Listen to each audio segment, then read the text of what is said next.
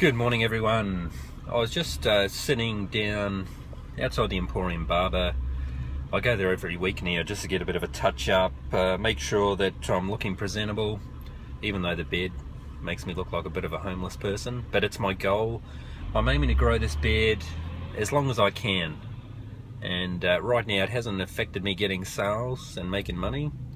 So why not keep it? It's a good challenge. And in life, it's good to have challenges, just to keep life exciting. So I was sitting down, drinking my long black, really just loving chilling out in the cool, crisp morning.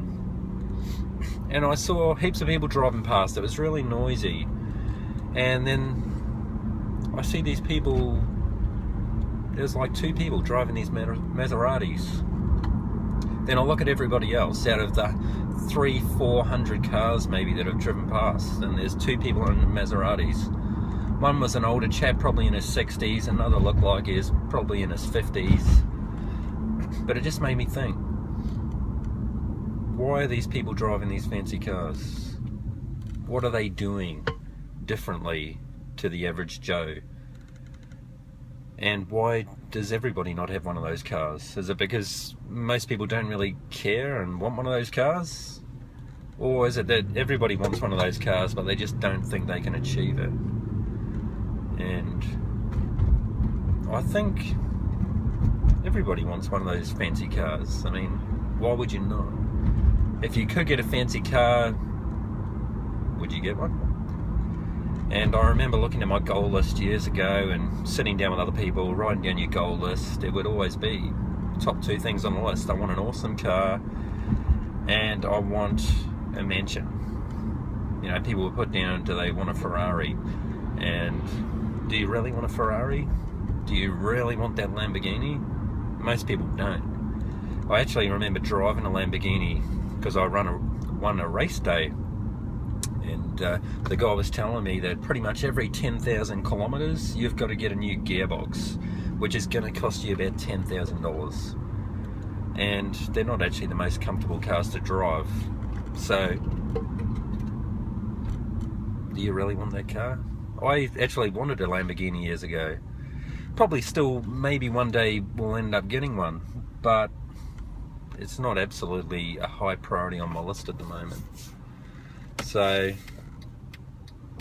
it just makes me think, you know, what are you passionate about in your goals? It is so important to set goals, because my dad, when I turned 21, he gave me a scroll, actually, just where everybody wrote down some notes, and I really love what he said because it resonated with me. And it said, without vision the people perish. So it's in the Bible. Without vision, the people perish. So you can think of that in your own life. You know, if you don't have a vision, if you don't have goals, if you don't have something that's passionate and making you hungry and making you drive and commit yourself to whatever that goal is, can be anything, you're not going to achieve it. So I've achieved a number of things in my life that I'm really happy with, and I'm striving each and every day to actually achieve more than what I currently have. Jim Rohn, a famous speaker, said, if you could be better, should you be better? You know, some people say, oh, you know, there's a guy, he's got a lot of money, what a bastard. And people who have no money tend to look at people with money and think that. And sometimes people feel bad if they got a fair bit of money, but you got to ask yourself, if you could be better, should you be better? And that's the way I look at it. If you've got an opportunity to look better, should you take that opportunity? If you've got an opportunity to learn more, should you take that opportunity to learn more? If you've got an opportunity to make more money, should you take it? And I've actually made a heap of stuff-ups. I make stuff-ups all the time.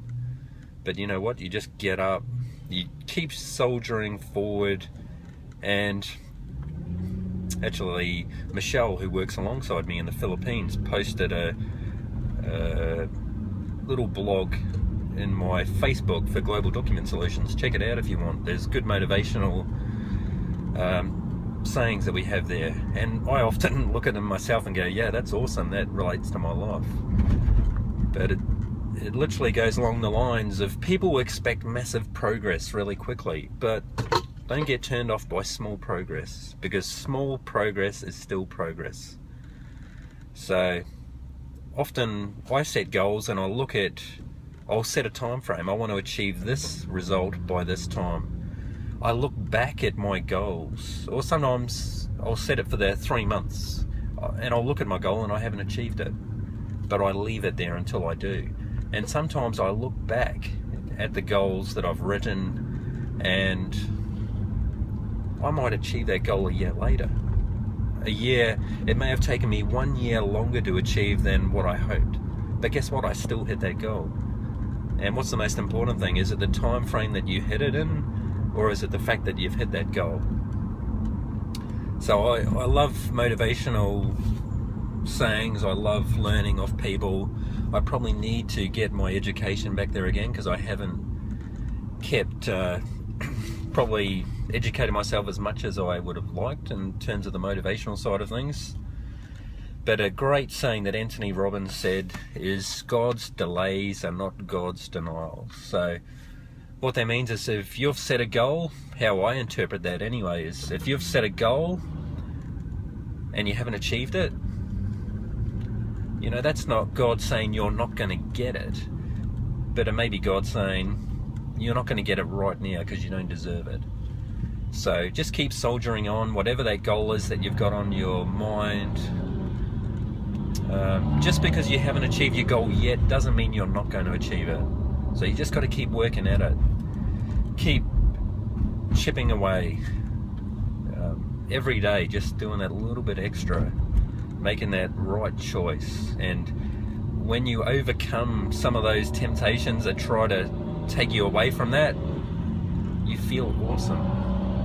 And we beat ourselves up all the time about not achieving goals, and we're our own worst enemies. You know, we worry about things that no one else cares about, except we think people care about what we are worried about. So don't worry about what other people are thinking about you. You know, if you're committed to a goal, just silently achieve. What I've done is I've committed to this health and fitness goal. I have blasted it on Facebook because I'm enjoying sharing what I'm doing, keeping myself accountable. It's really helping me to be accountable.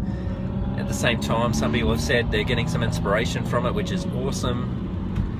But last night I just looked at some old videos that I posted, and it's so good to have those videos to look back on and realise that, yeah, I was quite committed a month or two ago, and that I'm still committed. So do something you haven't done. I don't normally get into videoing myself, but I'm enjoying it. I'm making it a habit, and I'm doing it for me. But if some other people can enjoy it, awesome. Anyway, I'm going to get into my day and have an awesome day, make the most of it, and we'll catch up soon.